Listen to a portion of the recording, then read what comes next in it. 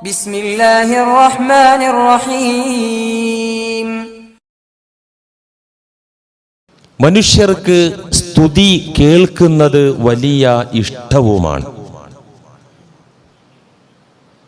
ഏതൊരു ആളായാലും തന്നെ വാഴ്ത്തുന്നത്, പ്രശംസിക്കുന്നത് കേൾക്കുമ്പോൾ മനസ്സിന് സന്തോഷം വരും.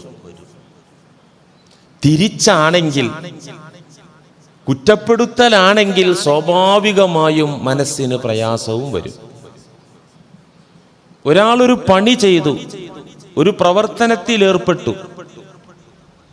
ആ പ്രവർത്തനം കുറ്റമറ്റ വിധത്തിൽ, കൊള്ളാവുന്ന വിധത്തിൽ ആ ഡ്യൂട്ടിയിൽ നിന്ന്, പണിയിൽ നിന്ന് വിരമിക്കുമ്പോൾ അയാൾ സ്തുതിക്കപ്പെട്ടാൽ കൊള്ളാം, ആ ചെയ്ത പണി നന്നായി, അത് വളരെ മനോഹരമായി, ഭംഗിയായി എന്നൊക്കെയുള്ള സ്തുതി, എന്നൊക്കെയുള്ള പ്രകീർത്തനം, വാഴ്ത്തൽ കേൾക്കുമ്പോൾ ആ വ്യക്തിക്ക് സന്തോഷം ഉണ്ടാവും. തിരിച്ചാണെങ്കിലോ കൊള്ളൂലത്, അതൊരു മെനയായില്ല, അതത്ര ക്ലിയർ ആയില്ല എന്ന് കേൾക്കുമ്പോൾ ഒരു പ്രയാസം. അത് എവിടെയുണ്ട്. ഇപ്പൊ ഞാനൊരു പണി എടുത്തുകൊണ്ടിരിക്കുക, നിങ്ങൾക്ക് ഇപ്പൊ ഖുർആൻ ക്ലാസ് എടുത്തുകൊണ്ടിരിക്കുക, അതൊരു പണിയാണ്. ക്ലാസ് കഴിഞ്ഞ് റൂമിലെത്തിയപ്പോൾ ഇന്ന് അത്ര മെനയായില്ല ക്ലാസ് എന്ന് പറഞ്ഞാൽ എൻ്റെ മനസ്സിനൊരു വിഷമം. ഈ വിഷമത്തിൽ നിന്ന് ഞാൻ രക്ഷപ്പെടാൻ നീ കുറേ ഉയരണം. ഈ ഉള്ളിടത്തൊന്നും അതിന് സാധിക്കില്ല. നേരെ മറിച്ച് കറക്റ്റായിരുന്നു, നന്നായിരുന്നു എന്ന് പറഞ്ഞാൽ ഒരു സന്തോഷം. ഇതൊരു ഉദാഹരണത്തിന് പറഞ്ഞതാ. പൊതുവെ ഏത് രംഗത്തും ഇതുണ്ട്. സ്തുതി മനുഷ്യർക്കൊക്കെയും ഇഷ്ടമാണ്, താല്പര്യമാണ്. മനുഷ്യരൊക്കെ അത് ആഗ്രഹിക്കുന്നുണ്ട്. ഒരു പെണ്ണ് ഭക്ഷണം പാചകം ചെയ്തു. അത് കഴിക്കുന്ന സമയത്ത് കഴിക്കുന്നവർ സൂപ്പർ ഫുഡ്, നല്ല ടേസ്റ്റി ഫുഡ് എന്ന് പറഞ്ഞാൽ അവൾക്ക് നല്ല ആശ്വാസമാവും. നേരെ മറിച്ച് ഇത് എന്തൂട്ട് കൂട്ടാനാ, അതൊരു മനസ്സിന് പ്രയാസമാവും. അവിടെയൊക്കെ പ്രശംസ സുന്നത്തും കൂടിയാണ് കേട്ടോ. കെട്ടിയോള് ഫുഡ് ഉണ്ടാക്കി തന്നു, തരക്കേടില്ലാന്ന് തോന്നിയാൽ അത് പറയല് സുന്നത്താ. അത് കെട്ടിയോളോട് മാത്രമല്ല, ഒരു വീട്ടിൽ അതിഥിയായി, വിരുന്നുകാരായി നമ്മൾ കയറി ചെന്ന് ആ വീട്ടുകാർ നമുക്ക് ആതിഥ്യമരുളി ചാപ്പാട് തന്നിട്ട് അത് കഴിക്കുന്ന നേരത്ത് ഉഷാറാണെങ്കിൽ അൽഹംദുലില്ലാ, ഭക്ഷണം നന്നായിട്ടുണ്ട് കേട്ടോ പറയണം, അത് സുന്നത്താ. അവിടെ പിശുക്കിന്റെ ഒരു കാര്യമില്ലല്ലോ. അത് പറഞ്ഞാൽ എന്താ നഷ്ടം വരാനുള്ളത്? അങ്ങനെ പറയുന്നത് കൂലിയാ. നേരെ മറിച്ച് ഓപ്പോസിറ്റ് ആണ്. നമുക്ക് അത്ര ഇഷ്ടപ്പെട്ടില്ല, രുചി ഇല്ലെങ്കിൽ മിണ്ടരുത്, ഭക്ഷണത്തെ ഒരിക്കലും കുറ്റപ്പെടുത്തരുത് എന്നാണ്. അപ്പൊ ഭക്ഷണ രംഗത്ത് നിന്നുമല്ല, ഏത് രംഗത്തും ഒരു ഉദ്യോഗസ്ഥൻ മുറപ്രകാരം നമുക്കൊരു കാര്യം ചെയ്തു തന്നാൽ, സാറ് ഈ ചെയറിലുള്ളത് കൊണ്ട്, സാറ് ഞാൻ കണ്ടെത്തിയത് കൊണ്ട് എൻ്റെ കാര്യം നടന്നു, ഇല്ലെങ്കിൽ ഞാൻ തെണ്ടേണ്ടി വരും. ഇത് കേൾക്കുമ്പോൾ അയാൾക്ക് സന്തോഷാണ്, പറയുന്ന ആൾക്ക് അതും സന്തോഷാണ്. സ്തുതിഗീതങ്ങൾ എവിടെയുമുണ്ട്. ചുരുക്കത്തിൽ സ്തുതി പറയലും കേൾക്കലും മനുഷ്യർക്കിടയിൽ വ്യാപകമാണ്, സർവസാധാരണമാണ്, എല്ലായിടത്തും ഉണ്ട്. എന്ന് മാത്രമല്ല, മറ്റുള്ളവരിൽ നിന്ന് നാം സ്തുതി ആഗ്രഹിക്കുകയും പ്രതീക്ഷിക്കുകയും ചെയ്യാറുണ്ട്.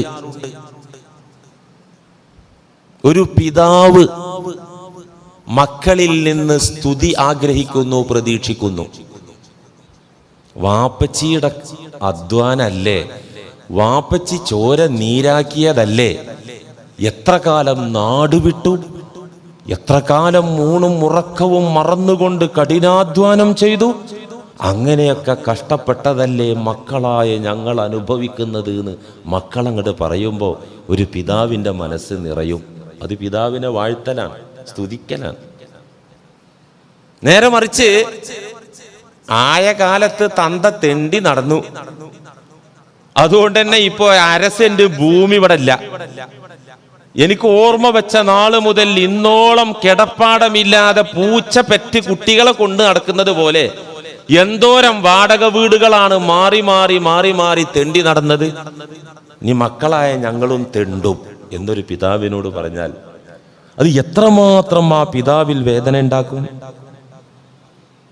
ഇതുപോലെ തന്നെ മക്കൾ പേരൻസിൽ നിന്ന് സ്തുതി പ്രതീക്ഷിക്കുന്നുണ്ട്. മക്കൾ രക്ഷിതാക്കളിൽ നിന്ന്, മാതാപിതാക്കളിൽ നിന്ന് സ്തുതി പ്രതീക്ഷിക്കുന്നുണ്ട്. കുട്ടികളുടെ പഠനത്തിലും പ്രവർത്തനത്തിലും നാം അംഗീകാരം കൊടുത്തുകൊണ്ട് ഒരു വാക്ക് അവരെ സ്തുതിച്ചു പറഞ്ഞാൽ അത് അവർക്ക് വലിയ പ്രോത്സാഹന. വെരി ഗുഡ്, നന്നായിട്ടുണ്ട് മോനെ, മോളാ പറഞ്ഞത് ശരിയായിട്ടുണ്ട്, മോളാ ചെയ്തത് കൃത്യമായിട്ടുണ്ട്. അത് വലിയൊരു അംഗീകാരമാണ് കുട്ടികൾക്ക്. നേരെ മറിച്ച് തിരിച്ചാണെങ്കിലോ അത് മാനസികമായി അവരെ തകർക്കലും നശിപ്പിക്കലുമാകും. ചില രക്ഷിതാക്കളൊക്കെ SSLC എക്സാമിന്റെ റിസൾട്ട് വരുന്ന നേരത്ത് എനിക്ക് തന്നെ അനുഭവമുണ്ട്. ഈ കുട്ടിയെ എക്സാമിന്റെ സമയത്തൊക്കെ മാക്സിമം സമ്മർദ്ദത്തിലാക്കും. അതേ എല്ലാ A+ കിട്ടണം കേട്ടോ. അതോടുകൂടി ഈ കുട്ടി ബേജാറായി. വാപ്സിന്റെ മോള് പരമാവധി ട്രൈ ചെയ്തോ, ഞാൻ അള്ളാഹിനോട് ദുആ ചെയ്യാം, ട്യൂഷൻ വേണോ, വേറെ എന്തൊക്കെ ലൈബ്രറിന്റെ വേണോ, എന്തൊക്കെ വാപ്പിച്ച് എല്ലാ സൗകര്യം മോൾക്ക് പറ്റുന്ന മാതിരി ചെയ്തു, ബാക്കി അള്ളാഹിന്റെ അടുത്തുള്ള കാര്യം. ഇതേ ഒരു മുസ്ലിം പേരന്റ് പറയാൻ പാടുള്ളൂ. അങ്ങനെ എക്സാമിന്റെ റിസൾട്ട് വന്നു. 10ാം ക്ലാസ്സിലെ 9 വിഷയത്തിലെ A+, 1 മാത്രം A. ആ ഒരു കാരണത്താൽ കുട്ടിയെ ശകാരിക്കുന്ന ഒരു രക്ഷിതാവിനെ ഞാൻ കണ്ടിട്ടുണ്ട്. ആ കുട്ടി അതോടുകൂടെ മാനസികമായി മരിക്കുകയാണ്. എന്തിനാ ബേജാറാന്ന്? 9 A+ കിട്ടിയില്ല, അൽഹംദുലില്ലാഹ്. 1 A, നമുക്ക് റീവാലുവേഷൻ ഒന്ന് കൊടുത്തു നോക്കാം. നീ ഇല്ലെങ്കിൽ എന്തിനാ അതിന് ടെൻഷൻ അടിക്കണേ? ഇങ്ങനെ പോസിറ്റീവായി മക്കളെ പ്രശംസിക്കുക എന്നത് അവരിൽ ഒരു ഉണർവും ഉത്തേജനവും ഉണ്ടാക്കും എന്നത് തർക്കമില്ല. ഞാൻ ഈ ഉദാഹരണങ്ങളൊക്കെ നിങ്ങളോട് പറഞ്ഞെന്തിനാ? സ്തുതി എന്നത്, ഹംദ് എന്നത് മനുഷ്യർക്കിടയിൽ സർവസാധാരണയാണ്, വ്യാപകമാണ്. മനുഷ്യരെല്ലാം അത് കൊതിക്കുന്നു, പ്രതീക്ഷിക്കുന്നു, ആഗ്രഹിക്കുന്നു. ഒരു മേലുദ്യോഗസ്ഥൻ കീഴുദ്യോഗസ്ഥനിൽ നിന്ന് സ്തുതി പ്രതീക്ഷിക്കുന്നുണ്ട്.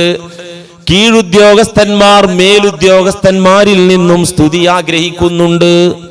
ഒരു വ്യക്തി തന്റെ കൂട്ടുകാരിൽ നിന്ന്, സ്നേഹിതന്മാരിൽ നിന്ന് ഹംദ് പ്രതീക്ഷിക്കുന്നുണ്ട്, ഹംദിനായി കാത്തിരിക്കുന്നുണ്ട്. അയൽക്കാരിൽ നിന്ന്, അതുപോലെ തന്നെ ബന്ധുക്കളിൽ നിന്ന് എല്ലാം സ്തുതി, പ്രശംസ മനുഷ്യൻ പ്രതീക്ഷിക്കുകയും ആഗ്രഹിക്കുകയും ചെയ്യുന്നുണ്ട്. ഇവിടെയാണ് പടച്ച തമ്പുരാൻ പഠിപ്പിക്കുന്നത് അൽഹംദുലില്ലാഹി റബ്ബിൽ ആലമീൻ. നേരത്തെ ഞാൻ കുറെ ഉദാഹരണം പറഞ്ഞു, അതൊക്കെ ഇപ്പൊ നമുക്ക് മനസ്സിലാകുന്ന കാര്യങ്ങളാണല്ലോ.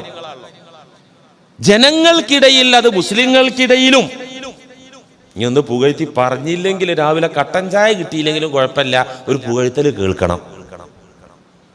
ഇനി ഒന്ന് വേണ്ടത്ര പരിഗണിച്ചില്ലെങ്കിലും ആ കാരണത്താൽ ചിലപ്പോൾ തെറ്റും, പിണങ്ങും. അങ്ങനെയൊക്കെ ഉണ്ട്.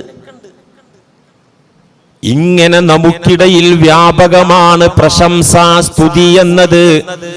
ആ രംഗത്താണ്, ആ മേഖലയിലാണ്, അങ്ങനെയുള്ള ലോകത്തോടാണ് അള്ളാഹു പഠിപ്പിക്കുന്നത് അൽഹംദുലില്ലാഹി റബ്ബിൽ ആലമീൻ എന്ന് വെച്ചാൽ, അഥവാ പ്രശംസകളെല്ലാം, സ്തുതികളെല്ലാം അള്ളാഹുവിന് അവകാശപ്പെട്ടതാണ്. അവൻ മാത്രമാണ് അതിന് അർഹനായിട്ടുള്ളവൻ, ഞാനല്ല, മറ്റാരുമല്ല. അതുകൊണ്ട് തന്നെ തമ്പുരാനെ, ഞാൻ നീ എന്റെ നേരെ വന്ന സ്തുതികളൊക്കെയും എന്റെ നേരെ വന്ന പ്രശംസകളൊക്കെയും എന്നെ ജനങ്ങൾ എന്തൊക്കെ പറഞ്ഞ് വാഴ്ത്തിയിട്ടുണ്ടെങ്കിലും അല്ലാ, അതിന്റെ അവകാശി ഞാനല്ല, നീയാണ് തമ്പുരാനെ. അതുകൊണ്ട് അൽഹംദുലില്ലാഹ്, ഞാൻ അതൊക്കെയും നിനക്ക് തരുന്നു നാഥ. ഞാൻ വിനയാന്വിതനായി, ഞാൻ വിനയത്തോടുകൂടെ നിന്റെ മുന്നിൽ നിന്ന് തരുന്നു നാഥ. അർത്ഥം മനസ്സിലായോ? ഇത് അൽഹംദുലില്ലയുടെ വേറൊരർത്ഥം ഈ പറയുന്നത്. നിങ്ങളെ ഒരാൾ വാഴ്ത്തിയാൽ, നിങ്ങളെ ഒരാൾ പുകഴ്ത്തിയാൽ അത് വളരെ ഡേഞ്ചറുമാണ്. മനുഷ്യന് അഹങ്കാരത്തിനുള്ള ഇഞ്ചക്ഷൻ ചെയ്യലാണ് ഈ പുകഴ്ത്തല്. അഹങ്കാരം നമ്മൾ അറിയാതെ ഹൃദയത്തിലേക്ക് വരും. അത് അണുത്തൂക്കുണ്ടെങ്കിൽ സ്വർഗം ഹറാമാണ്. വളരെ ഡേഞ്ചറസ് സോണാണ് ഏത്? ഈ സ്തുതി എന്ന് പറഞ്ഞത്. എന്ന് വെച്ചാൽ സ്തുതി നിർത്തണം എന്നല്ല പറയുന്നത് കേട്ടോ, അത് അനുവദിക്കപ്പെട്ട മേഖല ഉണ്ട്, ഞാനത് വിശദീകരിക്കാം. നിങ്ങളെ ഒരാൾ വാഴ്ത്തി പറഞ്ഞാൽ, നിങ്ങളുടെ മുഖത്ത് നോക്കി സ്തുതി പറഞ്ഞാൽ, സ്തുതി വേറെ അപകടകരമായ സ്തുതി ഉണ്ട്. മണ്ണ് വാരി എറിയണം എന്നാണ് റസൂലുള്ളാഹി സ്വല്ലല്ലാഹി അലൈഹി വസല്ലം പറഞ്ഞത്. അങ്ങനെ സ്തുതിക്കുന്നവരെ മണ്ണ് വാരി എറിയണം. തെറ്റായ സ്തുതിയാണത്. എന്നാലോ ന്യായമായ ഇസ്ലാം അനുവദിച്ച അംഗീകരിച്ച സ്തുതി ഉണ്ട്. നമ്മെ ഒരാൾ നാം അതിന് അർഹനാണെങ്കിൽ പോലും നമ്മെ സ്തുതിക്കുമ്പോൾ നാം ഉടനെ ചെയ്യേണ്ടതെന്താ? നന്നായിട്ടോ, ക്ലാസ് നന്നായി, അൽഹംദുലില്ലാ. അല്ലെ, ആ പണി നന്നായിട്ടോ, അൽഹംദുലില്ലാ. അവിടെ പൊങ്ങല്ല. അൽഹംദുലില്ലാ യഥാവിധി പഠിച്ച് ഉൾക്കൊണ്ട് ഓതുന്ന ഒരു മുഅ്മിനാണെങ്കിൽ അൽഹംദുലില്ലാഹി റബ്ബിൽ ആലമീൻ എന്ന വചനം അതിന്റെ അർത്ഥം പൊരുള് ഗ്രഹിച്ച് ഓതുന്ന ഒരു മുഅ്മിനാണെങ്കിൽ ആ മുഅ്മിനിനെ ആര് പ്രശംസിച്ചാലും സ്തുതിച്ചാലും ആ മുഅ്മിൻ തിരിച്ചറിയും, ഈ സ്തുതിക്ക് ഞാനല്ല അർഹൻ, അല്ലാഹുവേ നീയാണ് സ്തുത്യർഹമായ ഈ പ്രവൃത്തി ചെയ്യാൻ സഹായിച്ചത് നീയാണല്ലോ അല്ലാ, അതിന് അവസരം തന്നത് നീയാണല്ലോ അല്ലാ. അൽഹംദുലില്ലാഹി റബ്ബിൽ ആലമീൻ. അങ്ങനെ തന്നെ നല്ല ഫുഡ് ഉണ്ടാക്കി ഭാര്യ, നമ്മൾ അൽഹംദുലില്ലാഹ് ദീന് പഠിപ്പിച്ചതുപോലെ ഒന്ന് പ്രശംസിച്ചു. ആ രുചികരമായ ആഹാരം ഉണ്ടാക്കിയതിനൊന്ന് സ്തുതിച്ചു അവളെ. അവൾ അൽഹംദുലില്ലാഹ് പഠിച്ച പെണ്ണാണെങ്കിൽ, വിശുദ്ധ ഫാത്തിഹ സൂറയുടെ 2-ാമത്തെ അധ്യായം ഉൾക്കൊണ്ട ഭാര്യയാണെങ്കിൽ, ഇത് കേൾക്കുമ്പോൾ തന്നെ അവൾ നെഞ്ചത്ത് കൈവച്ച് പറയും, അൽഹംദുലില്ലാഹ്, ഈ ഫുഡ് നന്നാക്കിയവൾ ഞാനല്ല, ഈ ഫുഡ് നന്നാക്കിയവൻ റബ്ബേ നീയാണ്, നന്നാക്കി തന്നവൻ നീ മാത്രമാണ്. എന്തുകൊണ്ടെന്നാൽ എല്ലാ ചേരുവകളും ക്രമമായി ചേർത്തുകൊണ്ട് ജാഗ്രതയോടുകൂടെ ഞാൻ പാചകം ചെയ്ത സൽക്കാരത്തിന്റെ ദിവസം അത് കൊളമായി പോയി. ചേരുവൊക്കെ ക്ലിയർ ചെയ്യുന്നു, നല്ല ശ്രദ്ധ. ഒന്നിപ്പുറത്ത് വെള്ളം തിളച്ചപ്പോ അങ്ങോട്ട് തിരിഞ്ഞപ്പോൾ അത് അടി പിടിച്ച് ടേസ്റ്റ് മാറി. ഇങ്ങനെ ഉണ്ടാവുമല്ലോ. നേരെ മറിച്ച് നല്ല തിരക്കാണ്, പാചകം ചെയ്യാൻ നേരല്ല, ഒന്നിക ഭർത്താവിന് അസുഖമാണ്, അല്ലെങ്കിൽ കൊച്ചുങ്ങൾക്ക് എന്തോ പ്രശ്നമുണ്ട്. ഈ തിരക്കിനിടയിൽ സാധനങ്ങളാണെങ്കിൽ ചേരുവകളാണെങ്കിൽ എല്ലാം ഇല്ലതാനും ഒരു തട്ടിക്കൂട്ട് കൂട്ടാണ്ടാക്കി ബിസ്മിയോടുകൂടെ. പാപ്പാര ടേസ്റ്റ്. ഇത് നിങ്ങളിങ്ങനെ അന്തം വിട്ട് നോക്കുന്നത്, ഇതൊക്കെ എനിക്ക് അനുഭവം ഉള്ളതാണ് എൻ്റെ വീട്ടിൽ. അപ്പൊ എന്തടി ഇന്ന് കറി വളരെ ഭംഗിയായിട്ടുണ്ടല്ലോ. ഇന്ന് സത്യത്തിൽ എനിക്ക് നേരം ഉണ്ടായിരുന്നില്ല, കൊച്ചുങ്ങളെ കാര്യങ്ങൾ തീർന്നിട്ട് ഒന്ന് ശ്രദ്ധിക്കാനും നേരം ഉണ്ടായില്ല. അതിലേക്ക് വേണ്ട പച്ചക്കറി ആണെങ്കിൽ മുഴുവൻ എന്നിട്ട് ടേസ്റ്റ് ഉണ്ടോന്ന് ചോദിക്കും. സത്യത്തിൽ ടേസ്റ്റ് ഉണ്ടാവും. ഇത് ഭക്ഷണത്തിൽ അല്ലാഹു വെക്കുന്ന ഒരു ബറക്കത്താൻ. ഇത് അറിയുന്ന പെണ്ണ് രുചികരമായ ആഹാരം പാചകം ചെയ്തതായി അത് കഴിക്കുന്ന ആളുകൾ അവളെ വാഴ്ത്തിയാൽ, സ്തുതിച്ചാൽ, അൽഹംദുലില്ലാഹ് റബ്ബേ ആ സ്തുതി നിനക്കിരിക്കട്ടെ, നീയല്ലേ ഇത് ഒരുക്കി തന്നത്, അത് നിനക്കിരിക്കട്ടെ. അൽഹംദുലില്ലാഹ് പഠിക്കാത്ത ഭാര്യയാണെങ്കിൽ അത് ഞാനെന്ന മഹദി എന്തുണ്ടാക്കിയാലും ടേസ്റ്റാ, ഒരു ചമ്മന്തി അരച്ചാലും അങ്ങനെ. എന്റെ വീട്ടിൽ നിന്ന് ഉമ്മച്ചിയും പറയാറുണ്ട്, ഇപ്പൊ അമ്മായിമത്തള്ളേ നിങ്ങൾ മാത്രമൊന്നല്ല, അവിടുന്ന് ഞാൻ കുറെ കേട്ടതാ. മാത്രല്ല പാചകത്തിൽ നൈപുണ്യമുള്ളവള. ചാനലിലൊക്കെ പാചക കലയിലെ ചർച്ചയിൽ ടീച്ചറാകാൻ യോഗ്യതയുള്ളവള. അതിനൊക്കെ പുറമെ നെറ്റിൽ ഞാൻ പാചകം സെർച്ച് ചെയ്യാറുണ്ട്, ചിക്കനൊക്കെ പുതിയ മോഡൽ. ഇവൾ അൽഹംദുലില്ലാഹ് പഠിച്ചിട്ടില്ല. പഠിച്ച അങ്ങനത്തെ ഡയലോഗ് വരൂല. നിങ്ങൾ നോക്കൂ, ഈ നിസ്കാരത്തിൽ ഫാത്തിഹയിൽ ഓതുന്ന അൽഹംദുലില്ലാഹ് നമ്മുടെ പാചകപ്പുരയിൽ അടുക്കളയിലേക്ക് വരണം. ഇതാണിപ്പോൾ ക്ലാസ് പറഞ്ഞാൽ. നമ്മളെ ചന്തയിലേക്ക് വരണം, നമ്മളെ ബെഡ്റൂമിലേക്ക് വരണം. അൽഹംദുലില്ലാഹ് കൊണ്ട് നമ്മൾ ജീവിക്കണം. അതാണ് ക്ലാസ്. ഓതാൻ ഏത് പമ്പര വിടിക്കും പറ്റും, മുനാഫിക്കിനും പറ്റും. മുത്തുനബിയുടെ കാലത്ത് 70-ൽ ചില്ലറ മുനാഫിക്കുകൾ പള്ളിയിൽ വന്ന് അൽഹംദുലില്ലാഹ് ഓതിയിരുന്നു. ആ ഓത്തുകൊണ്ടൊക്കെ അവർക്ക് കിട്ടിയത് നരകത്തിന്റെ അടിത്തട്ടാണെന്ന് വിശുദ്ധ ഖുർആൻ. കഴിഞ്ഞില്ലേ കഥ? ഒരു അധികാരിയുടെ മുമ്പാകെ ചെന്ന് പറഞ്ഞു, സാറ് കനിഞ്ഞതുകൊണ്ട് എന്റെ കാര്യം നടന്നു. സാറി ചെയറിലുള്ളത് കൊണ്ട് ഞാൻ രക്ഷപ്പെട്ടു എന്ന് പറയുമ്പോ അൽഹംദുലില്ലാ പഠിച്ച ഉദ്യോഗസ്ഥനാണെങ്കിൽ, ഉൾക്കൊണ്ട മുഅ്മിനായ അധികാരിയാണെങ്കിൽ ആ കസേരയിൽ ഇരുന്നൊന്നു പൊങ്ങൂല. അപ്പൊ പറയാം അൽഹംദുലില്ലാ, ഈ ചെയറിൽ ഞാൻ വന്നിരിക്കാൻ വിചാരിച്ചാൽ നടക്കുവോ?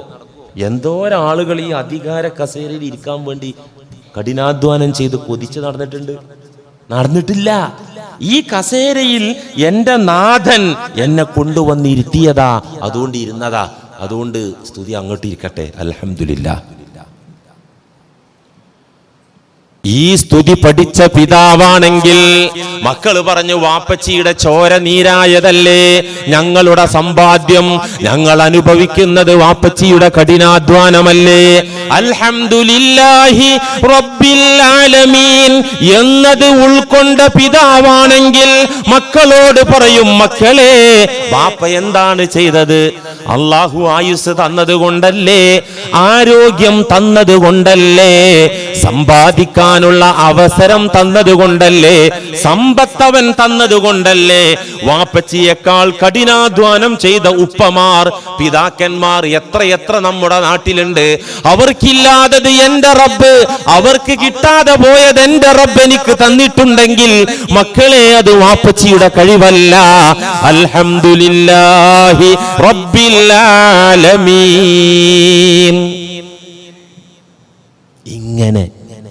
ഇങ്ങനെ പ്രശംസ എവിടെ നിന്ന് കേട്ടാലും എവിടെ നിന്ന് വന്നാലും ഉടമസ്ഥനായ റബ്ബിലേക്ക് ആ സ്തുതി സമർപ്പിക്കുക. അതാണ് സർവസ്തുതിയും അള്ളാഹ്ക്കാണെന്ന് പറഞ്ഞത്. മുഅ്മിനീങ്ങൾ അങ്ങനെയാണ്. ആരെ സ്തുതിച്ചാലും അത് ഇൻഡയറക്റ്റായി അള്ളാഹുവിലേക്കാണ് പോകുന്നത്. ചിലപ്പോൾ മുന്നിലൊരു സൃഷ്ടി ഉണ്ടാവും.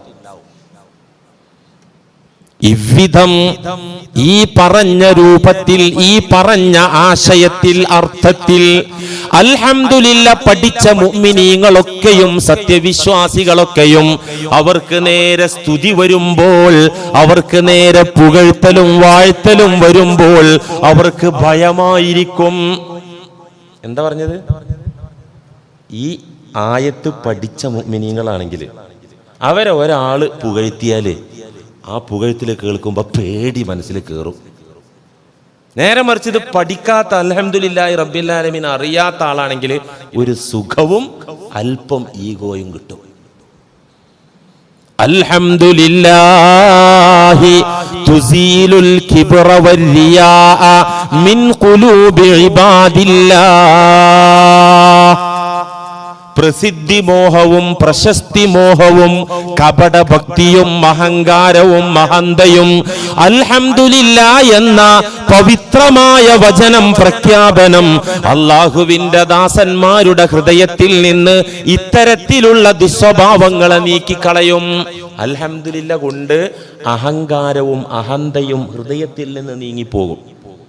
കപടഭക്തിയും പ്രസിദ്ധി മോഹവും ഹൃദയത്തിൽ നിന്ന് അൽഹംദുലില്ലാ നീക്കി വൃത്തിയാക്കും. അപ്പൊ ഈ അൽഹംദുലില്ലാ ഉള്ളിലിരിക്കുന്ന ആളാണെങ്കിൽ ഇത് കേൾക്കുമ്പോ, പടച്ചവനെ അവരതാ എന്നെ പറയുന്നു അല്ലാ, ഞാനതിന് അർഹനല്ലല്ലോ അല്ലാ, ഒരിക്കലും യോഗ്യനല്ലല്ലോ അല്ലാ, അത് നിനക്കറിയാവുന്നതുപോലെ അല്ലെങ്കിൽ അതുപോലെ റബ്ബേ എനിക്കും തിരിഞ്ഞിട്ടുണ്ട്. അവരെന്നെ പറയാണല്ലോ, പടച്ചോനെ ഞാനതിന് യോഗ്യനല്ലല്ലോ, ഈ അവസരമൊക്കെ ഉണ്ടാക്കി തന്നതും ആ ഒരു പുണ്യകാര്യം സൃഷ്ടിച്ചതും നീയാണല്ലോ എന്നിലൂടെ നാഥാ.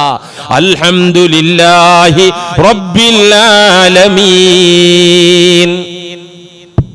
ഇങ്ങനെ തന്നെ നബിമാര് പഠിപ്പിച്ചു തന്നത് അങ്ങനെയാണ്. നബിമാര് പഠിപ്പിച്ചു തന്നത് അങ്ങനെയാണ്. അള്ളാഹിന്റെ ഔലിയാക്കൾ പഠിപ്പിച്ചു തന്നത് അങ്ങനെയാണ്. അവരിൽ നിന്ന് എന്തൊരു നല്ല സ്തുത്യർഹമായ കാര്യം കണ്ടാലും അത് അള്ളാഹിന്റെ അക്കൗണ്ടിലേക്ക് വെക്കാൻ പറയും. ഈ അക്കൗണ്ടിലേക്ക് വേണ്ട അറിയും. എൻ്റെ അക്കൗണ്ടിൽ സ്വീകരിക്കാൻ പറ്റുന്ന സാധനമല്ല അത്. ആ പുകഴ്ത്തല്, പ്രസിദ്ധി, പ്രശസ്തി അല്ലേ, ആ സ്തുതി, ആ വാഴ്ത്തല് എൻ്റെ അക്കൗണ്ടിൽ കയറൂല കുട്ടിയെ, അത് അള്ളാഹിന്റെ അക്കൗണ്ടിലേക്ക് വിട്ടോ എന്ന് പറയും. ഞാൻ നിങ്ങൾക്കൊരു ചരിത്രം പറഞ്ഞുതരാം. അള്ളാഹിന്റെ മഹാന്മാരിൽപ്പെട്ട ആള്, നമ്മുടെ ഈ നൂറ്റാണ്ടിൽ തന്നെ ജീവിച്ച ആളാണ്. അദ്ദേഹത്തിന്റെ മുമ്പാകെ ഒരു നിത്യരോഗി, രോഗം കൊണ്ട് കഷ്ടപ്പെട്ട ഒരു മാരക രോഗി അദ്ദേഹത്തിന്റെ മുന്നിൽ ചെന്നിട്ട് പറഞ്ഞു, മഹാനെ, ഞാൻ വർഷങ്ങളായി വേദന തിന്ന് ജീവിക്കുകയാണ്. രാത്രികളിൽ എനിക്ക് ഉറങ്ങാൻ പറ്റുന്നില്ല. എൻ്റെ സമ്പത്ത്, അധ്വാന ഫലം ഏറെക്കുറെ 99% എൻ്റെ അസുഖത്തിന് ട്രീറ്റ് ചെയ്യാൻ വേണ്ടി ഞാൻ ചെലവഴിച്ചു. കേൾക്കുന്ന ഡോക്ടർമാരെ മാറി മാറി ഞാൻ കണ്ടു, പലവിധ മരുന്നും കുടിച്ചു. എൻ്റെ രോഗം ഇതുവരെ സുഖമായിട്ടില്ല. അതുകൊണ്ട് ഈ സങ്കടം ഒന്ന് ബോധിപ്പിക്കാൻ വന്നതാണ് എന്ന് ഈ മാരക രോഗത്തിൻ്റെ പിടിയിലമർന്ന വേദന തിന്ന് ജീവിക്കുന്ന സാധുവായ മനുഷ്യൻ അൽഹംദുലില്ലാഹി റബ്ബിൽ ആലമീൻ എന്ന് ഉൾക്കൊണ്ട ഒരു നല്ല മനുഷ്യൻ്റെ മുന്നിൽ ചെന്ന് പരാതി, സങ്കടം പറഞ്ഞു. അദ്ദേഹം പറഞ്ഞു, പേടിക്കണ്ട, ബേജാറാകണ്ട, ഞാൻ ദുആ ചെയ്യാം അള്ളാഹിനോട്, അള്ളാഹ് ശിഫ തരും, ധൈര്യമായിട്ട് പോയിക്കോളൂ, ഒരു പേടിയും പേടിക്കണ്ട, ഞാൻ അള്ളാഹിനോട് ദുആ ചെയ്യാം, അള്ളാഹ്ക്ക് ശിഫയാക്കാൻ പറ്റുമല്ലോ, മരുന്നിനും വൈദ്യന്മാർക്കും പറ്റാത്തത് റബ്ബിന് പറ്റുമല്ലോ, നിങ്ങൾ പോയിക്കോളൂ, ഞാൻ ദുആ ചെയ്യാം. അത്ഭുതമെന്ന് പറയട്ടെ, ഒരാഴ്ച കൊണ്ട് ആ രോഗം 100% ശമനമായി. 100%. അതിൻ്റെ ഒരു ലക്ഷണം പോലും ദേഹത്തിലില്ലാത്ത വിധം. ഈ രോഗി, അന്ന് രോഗം ഉണ്ടായിരുന്ന വ്യക്തി ഇന്ന് ജീവിച്ചിരിപ്പുണ്ട്, എനിക്ക് പരിചയമുണ്ട്, അതാണ് ഞാൻ പറയുന്നത്. ഒരാഴ്ച കൊണ്ട് 100% രോഗം ഭേദമായി. ഉടനെ അദ്ദേഹവും രോഗത്തിൽ നിന്ന് മുക്തനായ ആ സഹോദരനും അദ്ദേഹത്തിന്റെ ബന്ധുക്കളും ഈ നല്ല മനുഷ്യൻ, പ്രാർത്ഥിച്ച മനുഷ്യനോട് നന്ദി പറയാനും അദ്ദേഹത്തെ വാഴ്ത്താനും ഒരു സ്തുതി പറയാനും വേണ്ടി കടന്നു വന്നു. ഈ രോഗം ബാധിച്ച വ്യക്തി എന്നോട് നേരിട്ട് റിപ്പോർട്ട് ചെയ്തതാണ്. അവിടെ എന്താ ഉണ്ടായത്? അങ്ങയോട് പറയാൻ നന്ദിയുടെ വാക്കുകളില്ല. അങ്ങേക്ക് തരേണ്ട സമ്മാനങ്ങൾ എന്ത് തന്നാലും അതൊരു പ്രത്യുപകാരമാവുകയില്ല. ഞങ്ങൾ നന്ദി പറയാൻ വന്നതാണ്. എന്റെ രോഗമൊക്കെ 100% സുഖപ്പെട്ടിട്ടുണ്ട്. അതിന്റെ ഒരു അടയാളം പോലും എന്റെ ദേഹത്ത് ഇപ്പോൾ അവശേഷിക്കുന്നില്ല എന്ന സ്തുതിയാണ് പറഞ്ഞപ്പോ പുഞ്ചിരി തൂകിയിരുന്ന ആ മഹാന് മുഖം കറുത്തു. എടാ, നീ എന്നോട് നന്ദി പറയണ്ട, നിന്റെ പുകഴ്ത്തലും വാഴ്ത്തലും ഒന്നും എനിക്ക് വേണ്ട. കാരണം ഞാനല്ല നിന്റെ രോഗം സുഖപ്പെടുത്തിയത്, ഞാനൊരു നിമിത്തമായി എന്ന് മാത്രം. ഞാനൊരു സബബായി, കാരണമായി, എന്റെ ദുആ അതിനൊരു ഹേതുവായി എന്നതൊഴിച്ചാൽ നിന്റെ രോഗം ശിഫയാക്കിയ ആള് ഞാനല്ല, അത് അല്ലാഹുവാണ്. ആ പടച്ചവനോട് നന്ദി പറ. അൽഹംദുലില്ലാ, ആ റബ്ബിനെ നീ സ്തുതിച്ചോ. എനിക്കിത് കേൾക്കണ്ട, എനിക്കിത് കേൾക്കാനുള്ള ശക്തി എൻ്റെ മനസ്സിനില്ല. ഇതാണ് അൽഹംദുലില്ലാ ഉൾക്കൊണ്ട വ്യക്തിയുടെ ലക്ഷണം.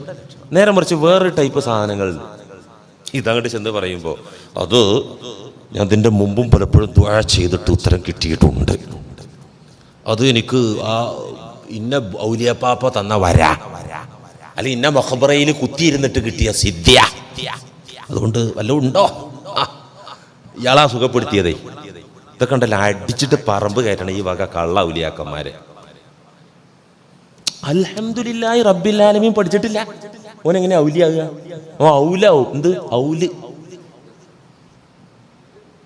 അൽഹംദുലില്ലാഹി റബ്ബിൽ ആലമീൻ പഠിപ്പിച്ച ഞാൻ ഇങ്ങനത്തെ ടൈപ്പ് ഉണ്ട് ഇവിടെ ലോകത്തെ. ഒരു ഫാത്തിഹ സൂറത്ത് ഓതിയിട്ട് ഒന്ന് വന്തിരിച്ചു ഊതി കൊടുത്ത് സുഖമായി.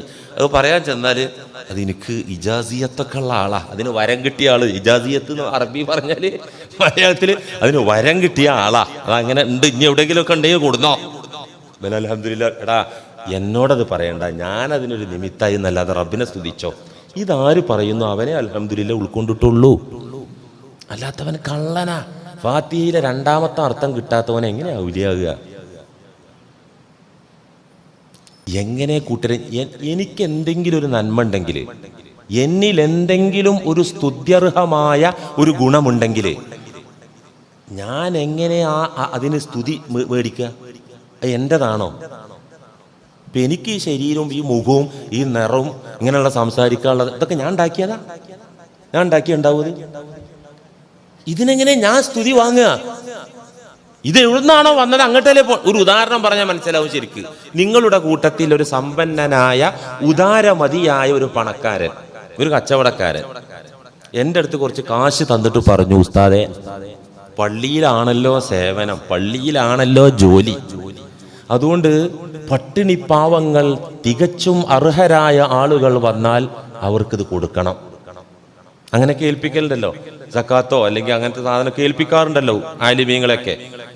പള്ളിയിൽ ജോലി ആയതുകൊണ്ട് പട്ടിണി പാവങ്ങൾ ആരെങ്കിലും വന്നാൽ കൊടുക്കണം എന്നും പറഞ്ഞ് നിങ്ങളുടെ കൂട്ടത്തിൽ ഒരാള് എന്നെ ഒരു തുക ഏൽപ്പിച്ചു, ഞാനത് മേടിച്ചു. അങ്ങനെ തികച്ചും അർഹനായ ഒരു സാധുവാണ് എന്ന് ബോധ്യമുള്ള ഒരാളെ ഞാൻ കണ്ടപ്പോൾ ആ പൈസയാണ് കൊടുത്തു അയാൾക്ക്. ഇയാൾക്ക് ഇതിന് കിട്ടിയപ്പോൾ എന്നെ അങ്ങോട്ട് സ്തുതിക്കാൻ തുടങ്ങി. ഉസ്താദേ, ഇത്ര വലിയ സംഖ്യ എനിക്ക് ലോകത്താരും തന്നിട്ടില്ല, അതുകൊണ്ട് ഉസ്താദിന് ദീർഘായുസ്സും ആഫിയത്തും ഒക്കെ പാടെ ദുആ. ഞാനൊരു അല്പം മാന്യതയും അല്പം മനുഷ്യത്വമുള്ള ആളാണെങ്കിൽ ഞാനപ്പം എന്താ ഞാൻ പറയാ, കൂട്ടുകാരാ, അത് എൻ്റെ പൈസയല്ല, അത് മൂവാറ്റുപുഴക്കാരൻ ഒരു ഉദാരമതിയായ ഒരു കച്ചവടക്കാരൻ എന്നെ ഏൽപ്പിച്ചതാ. നിങ്ങൾ എനിക്ക് ദ്വാരുന്നോളൂ, കുഴപ്പമൊന്നുമില്ല, പക്ഷേ ആ പ്രധാനമായും ദുആ അയാൾക്കുള്ളതാ. നിങ്ങൾ അദ്ദേഹത്തിന് വേണ്ടി ദുആ ചെയ്യ്, അദ്ദേഹത്തിനെ നിങ്ങൾ വാഴ്ത്തിക്കോളൂ. ഇതെൻ്റെ പൈസയല്ല, ഇത് തരാൻ വേണ്ടി എന്നെ ഒരു മാധ്യമമാക്കി ഒരു നിമിത്തമാക്കി എന്നല്ലാതെ എൻ്റെ പൈസയല്ല എന്ന് ഇച്ചിരി മാന്യത ഉണ്ടെങ്കിൽ ഞാൻ പറയണ്ടേ? ഈ തീരെ മാന്യതല്ല, വെറും അഹങ്കാരിയും ദുഷ്ട മനസ്സിന്റെ ഉടമയാണെങ്കിൽ ഇത് ഞാൻ കേൾക്കുമ്പോ സാധാരണ ഉസ്താദന്മാരതിങ്ങനെ കൊടുക്കലില്ല, ഞാൻ കൊടുക്കും. അതന്നെ, ഇതേ അവസ്ഥയല്ലേ നിങ്ങൾക്ക് സ്തുത്യർഹമായി എന്തൊക്കെ കാര്യങ്ങൾ ഗുണഗണങ്ങൾ ഉണ്ടെങ്കിലും അത് നിങ്ങളതല്ല. എന്നിലുണ്ടെങ്കിൽ അത് എന്റേതല്ല, അത് അള്ളാഹുവിൻ്റെതാണ്. അതുകൊണ്ട് തന്നെ അൽഹംദുലില്ലാഹി റബ്ബിൽ ആലമീൻ, ഞാൻ ഒരിക്കലും സ്തുതിക്കർഹനല്ല അല്ലാ. എന്നിലേക്ക് സ്തുതിഗീതങ്ങൾ വന്നാൽ, വാഴ്ത്തലുകൾ വന്നാൽ, പ്രശംസകളുടെ പ്രവാഹം വന്നാൽ ഞാൻ അറിയുന്നുണ്ട് റബ്ബേ, ഞാൻ അതിന് യോഗ്യനല്ല, നീയാണ്. അൽഹംദുലില്ലാഹ്. പഠിച്ചോളൂ. പാഠം 1, ആര് നിങ്ങളെ സ്തുതിച്ചാലും അത് കേട്ടിട്ട് മിണ്ടാണ്ടിരിക്കരുത്. അൽഹംദുലില്ലാഹ് അങ്ങോട്ട് ഏൽപ്പിച്ചേക്കണത്. ഏത് കേസിലാ, കച്ചവടത്തിന്റെ കാര്യത്തിലാട്ടെ, നീ കെട്ടിയോള് പറഞ്ഞു, എൻ്റെ കെട്ടിയോനായ ഞങ്ങളെ എനിക്ക് പെരുത്ത് ഇഷ്ടമായിട്ടുണ്ട്, ഒരു ഭാര്യ എന്നുള്ള നിലക്ക് പെരുത്തായിട്ടുണ്ട് എന്ന് പറഞ്ഞാൽ അപ്പം നിങ്ങൾ പറഞ്ഞു അൽഹംദുലില്ലാഹ്, ഞാനാരാ മോൻ എന്നുള്ള നിലക്ക് നിൽക്കുകയല്ല, ഉടനെ പറയണം അൽഹംദുലില്ലാഹ്, ഇല്ലെങ്കിൽ അപകടം.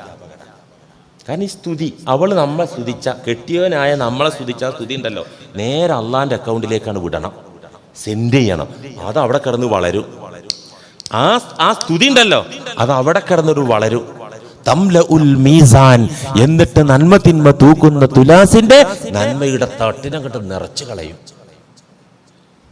അള്ളാഹു തൗഫീഖ് ചെയ്യട്ടെ. അൽഹംദുലില്ലയുടെ അടിസ്ഥാനം പ്രിയമുള്ളവരെ ഇതാണ്. ഏതിന്റെയും എന്തിന്റെയും ഉടമ സ്തുതിക്കർഹരായവൻ അള്ളാഹു മാത്രമാണ്. എന്നാൽ ഞാനിപ്പോ ഒരു ഉദാഹരണം നിങ്ങളോട് പറഞ്ഞു. ഈ ഉദാഹരണത്തിൽ ഞാൻ സ്തുതിക്കർഹനല്ലേ? ആണ്. എന്തുകൊണ്ടാണ്? ഞാന് അർഹരായ ആളെ കണ്ടെത്തി കൊടുത്തു എന്നുള്ള, അവിടെ എനിക്ക് വേറെ ചില വേല ഒപ്പിക്കാം, ഒന്നിക്ക് കൊടുക്കാതിരിക്കാം. അല്ലെങ്കിൽ സാധാരണ ഈ വക ആളുകൾ ചെയ്യണ മാതിരി 40% കമ്മീഷൻ, എത്തീങ്കാനൊക്കെ പിരിവിന് പോയി 100 റുപ്യ കൊടുത്താൽ 40 റുപ്യ പോക്കറ്റിക്ക. അപ്പോൾ 1 ലക്ഷം ആണെങ്കിൽ എത്ര റുപ്യ എന്ന് ആലോചിച്ച് നോക്കി നിങ്ങൾ. ഗൾഫ് രാജ്യത്തിലേക്കൊക്കെ പിരിവിന് പോണ ആൾക്കാരുണ്ട്. എത്തി മക്കളെ പേരും പറഞ്ഞ് 1 കോടി 2 കോടിയൊക്കെ പിരിച്ചു വരിക, എത്ര പോക്കറ്റിലാവും? എന്താ ഈ പണി എന്താ എനിക്ക് പറ്റൂലേ?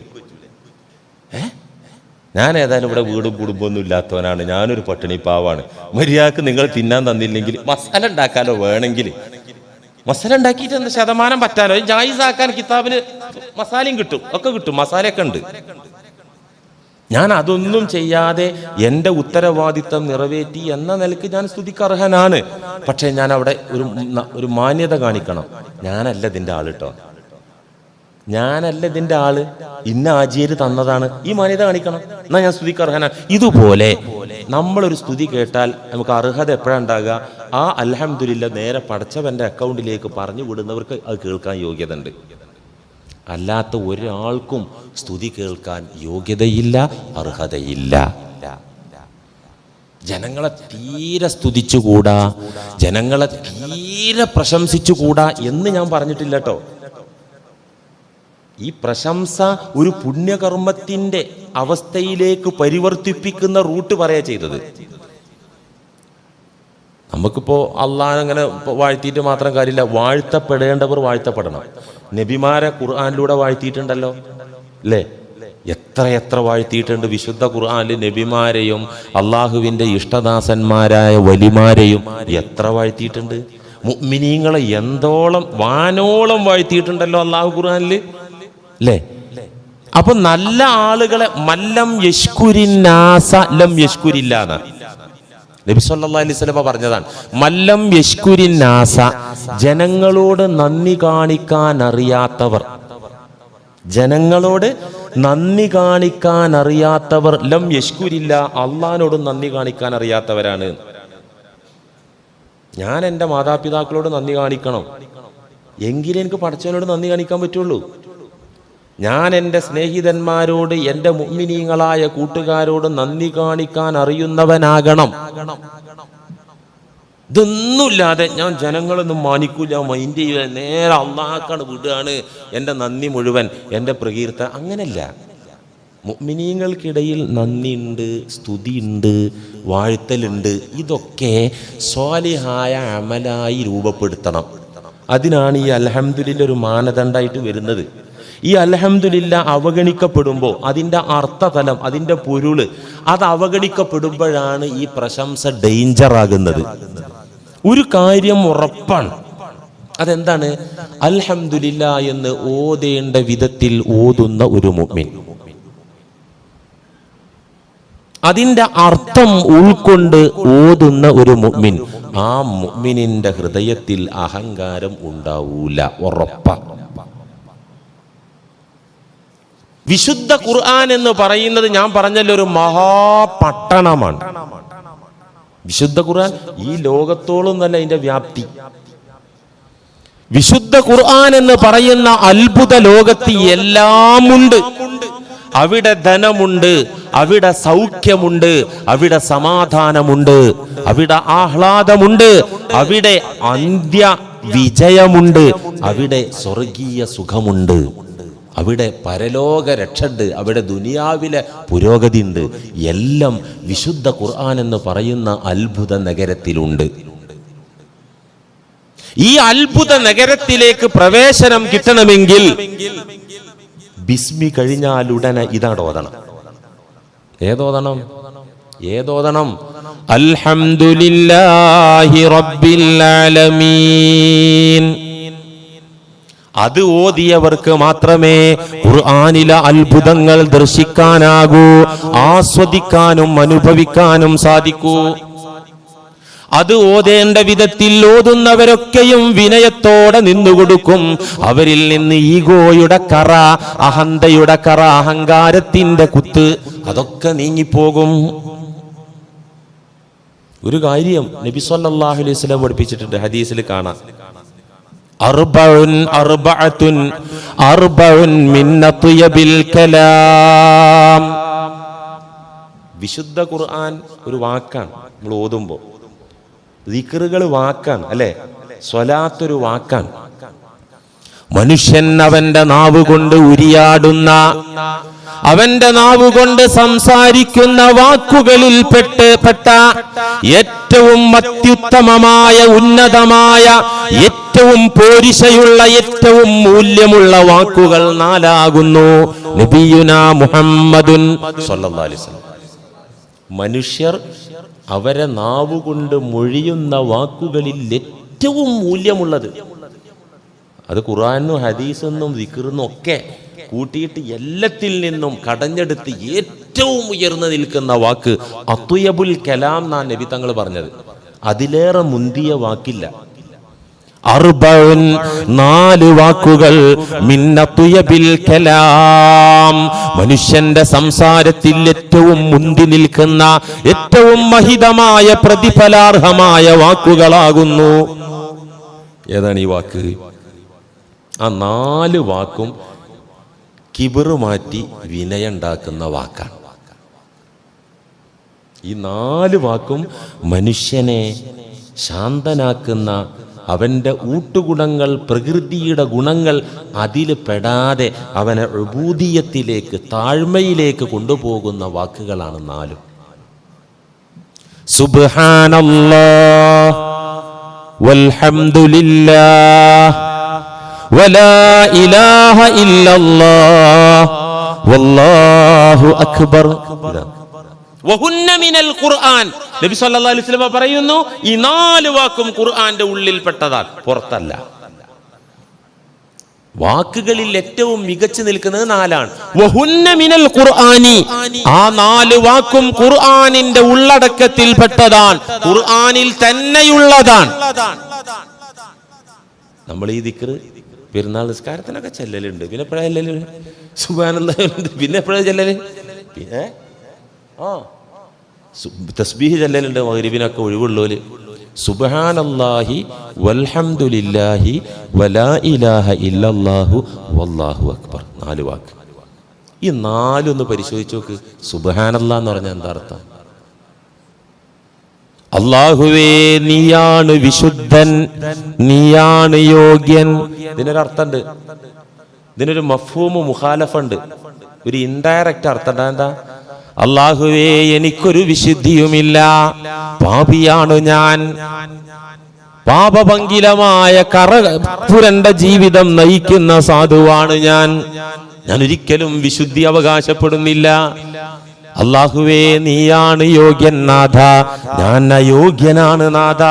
നീ യോഗ്യൻ എന്ന് പറയുമ്പോ ഞാൻ അയോഗ്യനാണ് അതിൽ വരുന്നുണ്ട്. ഇതാണ് സുബ്ഹാനല്ലാഹ്. ചിന്തിക്കലുണ്ട് അത് ചെല്ലുമ്പോ? ചിന്തിക്കണം. ചിന്തിച്ചാൽ മാത്രം പോരാ, ആ അവസ്ഥയിലേക്ക് നമ്മുടെ മൈൻഡ് ഒന്ന് മാറണം. വൽഹംദുലില്ലാ രണ്ടാമത്തെ വാക്കാണ്. വൽഹംദുലില്ലാ അതാണ് ഇപ്പൊ നമ്മൾ വിശദീകരിക്കുന്നത്. ഞാനൊരു സ്തുതിക്കും ഒരു വാഴ്ത്തലിനും പ്രകീർത്തനത്തിനും ഞാനല്ല യോഗ്യൻ, അതൊക്കെ നീയാകുന്നു. ലാ ഇലാഹ ഇല്ലല്ലാഹ്. ആരാധനർക്കർഹനായിട്ടുള്ളവൻ, റബ്ബായിട്ടുള്ളവൻ നീ മാത്രം. ലാ ഇലാഹ ഇല്ലല്ലാഹ് എന്ന് പറഞ്ഞ എന്താ അർത്ഥം? അല്ലാഹു അല്ലാതെ ആരാധനക്കർഹനായി മറ്റൊരു ഇലാഹില്ല, മറ്റൊരുവനില്ല. ഇത് മാത്രല്ല, റബ്ബായിട്ടും അല്ലാഹു മാത്രമേ ഉള്ളൂ.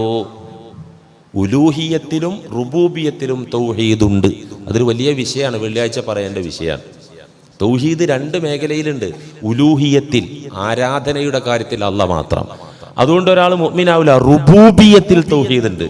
റബ്ബായിട്ട് എൻ്റെ കാര്യം ആ മൊല്ലാക്ക നടത്തി തരും, അല്ലെങ്കിൽ ആ ജ്യോത്സ്യൻ നടത്തി തരും, അല്ലെങ്കിൽ ആ ഡോക്ടറാണ് ശരിയാക്കി തരും, അവൻ കാഫിറാ, അവന് തൗഹീദില്ല. റുബൂബിയത്തിലുള്ള തൗഹീദ് എന്ന് വെച്ചാൽ എൻ്റെ റബ്ബായിട്ട് നീ മാത്രമാണല്ലാ. അതുകൊണ്ട് തന്നെ എന്നെ ആര് സഹായിച്ചിട്ടുണ്ടെങ്കിലും, എന്നെ ആര് താങ്ങി തലോടിയിട്ടുണ്ടെങ്കിലും, എന്നെ ആര് ഹെൽപ്പ് ചെയ്തിട്ടുണ്ടെങ്കിലും അതൊന്നും അവരുടേതല്ല റബ്ബേ, നിന്റെ തർബിയത്തിന്റെ ഭാഗമാണ് നാഥ. ലാ ഇലാഹ ഇല്ലല്ലാഹ്. അത് പറയുന്ന ആൾക്ക് എങ്ങനെ കിബറുണ്ടാകുക? അത് പറയുന്നവൻ വിനയാന്വിതനായിരിക്കും. കെലിമ പറയേണ്ട വിധം പറഞ്ഞവൻ തീർച്ച വിനയാന്വിതനായിരിക്കും. പ്രിയമുള്ള മുഅ്മിനീങ്ങളെ, ഞാൻ വലിയ പള്ളിയിലെ ഖത്തീബാണ്, ഞാൻ വലിയ വയലറിന ആളാണ്, അല്ലെങ്കിൽ ഞാൻ വലിയ കമ്മിറ്റിക്കാരനാണ്, ഒരു രക്ഷയില്ല. ഈ പറഞ്ഞ ക്വാളിഫിക്കേഷനൊക്കെ ഉണ്ടെങ്കിലേ സലാമത്തുള്ളൂ. ഇല്ലെങ്കിൽ ചിലപ്പോൾ നാട്ടുകാരെ ബഹുമാനോ ആട്ടോ തുപ്പോ അംഗീകാരമൊക്കെ കിട്ടും. പടച്ചവൻ്റെ അടുത്ത് സീറോ മാത്രമല്ല മൈനസിലായിരിക്കും ഉണ്ടാകുക. അള്ളാഹു കാക്കട്ടെ. ലാ ഇലാഹ ഇല്ലല്ലാഹ് വല്ലാഹു അക്ബർ. ആ പറയുന്ന എന്താണ്? അല്ലാ നീയാണ് വലുത് എന്ന് വെച്ചാല് ഞാൻ ചെറുതാണ്. അല്ലാ നീയാണ് വലിയവൻ, നീ വലിയവൻ അല്ല, അക്ബർ ഏറ്റവും വലിയവൻ നീ തന്നെയാണ്, ഞാൻ ചെറുതാണ് എൻ്റെ അപ്പ അല്ലാ. ഈ 4 വചനങ്ങളിൽ അതിപ്രധാനമായ ഒരു വചനമായിട്ടാണ് നബി സല്ലല്ലാഹു അലൈഹി വസല്ലമ തങ്ങൾ അൽഹംദുലില്ലാഹ് എണ്ണിയത്. ഇനി ഒരു കാര്യം കൂടി ഞാൻ പറഞ്ഞുതരാം. അപ്പൊ നമ്മൾ പറഞ്ഞു, വിശുദ്ധ ഖുർആനിലേക്ക് എൻട്രൻസ് കിട്ടാന്, വിശുദ്ധ ഖുർആനിലേക്ക് പ്രവേശനം കിട്ടാന്, അതിന്റെ അത്ഭുത ലോകങ്ങളൊക്കെ ഒന്ന് കാണാനും അനുഭവിക്കാനും ഏതൊരുവനും അൽഹംദുലില്ലാഹ് ഓതാതെ സാധ്യമല്ല എന്ന് പറഞ്ഞില്ലേ? മഹാന്മാരായ അമ്പിയാക്കളുടെ പവർ, അള്ളാന്റെ ഔലിയാക്കളുടെ പവർ, അതെന്തേന്നു? അവർ അൽഹംദുലില്ലാ ശരിക്കും ഓതി എന്നുള്ളത്.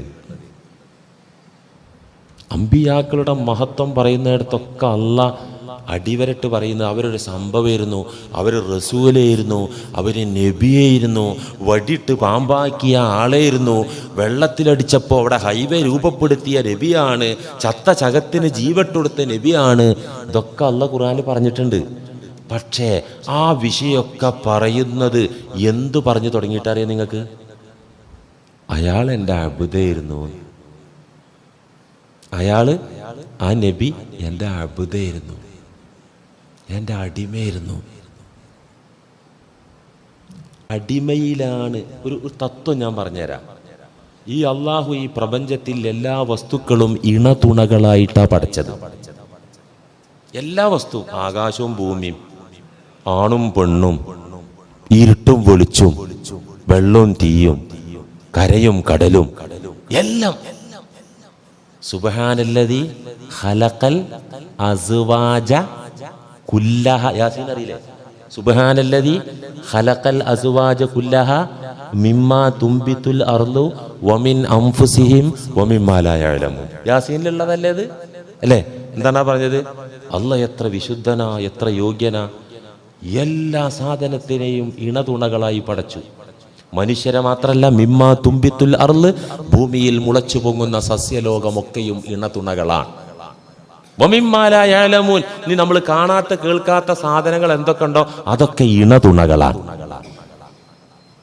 എന്നിട്ട് പറയുന്നു കുല്ലു ശൈഇൻ മർബൂതത്തുൻ ബിളിദ്ദിഹി, ഓരോ വസ്തുവും അതിൻ്റെ ഇണയുമായി ബന്ധിതമാണ്. ആണ് പെണ്ണുമായി ബന്ധിതമാണ്, കര കടലുമായി ബന്ധിതല്ലേ, കണക്റ്റഡ് അല്ലേ? നോക്ക്, ഇതൊരു തത്വമാണ്. അല്ലാഹ് പിന്നെ എന്തിനാ ഈ യാസീനിൽ ഇത് പഠിപ്പിച്ചത്? ഇരുട്ടും വെളിച്ചവും തമ്മിൽ കണക്റ്റഡ് ആണ്. ഇപ്പൊ ഇരുട്ട് ഇവിടുന്ന് പോയിട്ടുണ്ടോ? നമ്മളിപ്പോ വെളിച്ചൊക്കെ ഇട്ടപ്പോൾ ഇരുട്ട് കാണില്ല. ഇവിടെ ഇരുട്ട് പോയിട്ടുണ്ടോ ഇവിടുന്ന്? സത്യത്തിൽ ഇല്ല. ലൈറ്റ് ഓഫ് ആക്കിയാണ് കാണുക. ഇരുട്ടിനെ അതിജയിക്കുന്ന വെളിച്ചം ഇവിടെ വന്നത് കൊണ്ട് ഇരുട്ട് മറഞ്ഞു നിൽക്കാന്നേ ഉള്ളൂ. ഇവിടെ ഇരുട്ടുണ്ട്. ഈ വെളിച്ചം ഓഫ് ആകുമ്പോൾ ഇരുട്ട് വരും. ഇത് പുറത്തുനിന്ന് വരികയല്ല, ഇവിടെ ഉള്ളതിന് പ്രകടമാകുകയാണ്, കാണുകയാണ്. ഇതുപോലെ അബ്ദ് റബ്ബ്, ഇവിടെ ശ്രദ്ധിക്കുക, അബ്ദ് റബ്ബ്. ഒരു അബ്ദ് അവൻ അബ്ദായി പടച്ചവന്റെ മുന്നിൽ നിന്നുകൊടുത്താൽ അവൻ റബ്ബുമായി കണക്റ്റഡ് ആകും. ഒരു പെണ്ണ് പൂർണ്ണ പെണ്ണാണെങ്കിൽ, എല്ലാ പെണ്ണ് സ്ത്രീത്വത്തിന്റെ സ്ത്രൈണ നേച്ചറിന്റെ പ്രതീകമായ പെണ്ണാണെങ്കിൽ ആണ് ആകർഷിക്കൂലേ? ആകർഷിക്കും. അങ്ങനെയുള്ളത്. ഇതുപോലെ ഒരു അബ്ദ് അവൻ സമ്പൂർണനായ അബ്ദായി നിന്നാല് റബ്ബുമായി അവൻ ബന്ധിതനാകും. അവൻ റബ്ബാവൂല. അങ്ങനെ ആവാൻ പറ്റുമോ? അവൻ റബ്ബുമായി ബന്ധിതമാകും. കുല്ലു ശൈഇൻ മർബൂതത്തുൻ ബിളിദ്ദിഹി, അല്ലാഹു ഈ പ്രപഞ്ചത്തിലെ സകലമാന വസ്തുക്കളും ഇണതുണകളായി പടച്ചെങ്കിൽ റബ്ബ് അബ്ദ്, ഉടമ അടിമ, അത് ഇണതുണകളാണ്. നമ്മൾ ഒരു സമ്പൂർണനായ അബ്ദായി നിന്നുകൊടുക്കുമ്പോഴേ പടച്ചോന് ആശ ഉണ്ടാവുള്ളൂ നമ്മളിലേക്ക്. ഇവളൊരു പെണ്ണിന്റെ സ്വഭാവമൊക്കെ വിട്ടിട്ട് മീശക്കണ് ഒളിപ്പിച്ചിട്ട് അവളിങ്ങനെ ആണുങ്ങളെ മാതിരി മസിലൊക്കെ ചുരുട്ടി വന്നാല് ആണിന് ആകർഷണം ഉണ്ടാവില്ലല്ലോ, ആണിന് മൈൻഡ് അങ്ങോട്ട് പോവില്ലല്ലോ. അവൾ പെണ്ണായിരിക്കണം. ഇതുപോലെ അബ്ദായാൽ റബ്ബ് ഈ അബ്ദുമായി ബന്ധിതമാകും. അത് ബന്ധിപ്പിക്കാനുള്ള മരുന്നാണ് അൽഹംദുലില്ലാഹി റബ്ബിൽ ആലമീൻ. മനസ്സിലായോ? കുറേ ഉദാഹരണങ്ങളിലൂടെ ഒക്കെ പറഞ്ഞു നോക്കി തിരിഞ്ഞിട്ടുണ്ടാവുമെന്ന് പ്രതീക്ഷിക്കുന്നു. അല്ലാഹു സുബ്ഹാനഹു വ തആല കുറ്റമറ്റ വിധം പൊരുളറിഞ്ഞ് അൽഹംദുലില്ലാ ഓതാൻ നമ്മെ സഹായിക്കുമാറാകട്ടെ. വ ആഖിറു ദഅ്വാനാ അനിൽ ഹംദുലില്ലാഹി റബ്ബിൽ ആലമീൻ. അസ്സലാമു അലൈക്കും.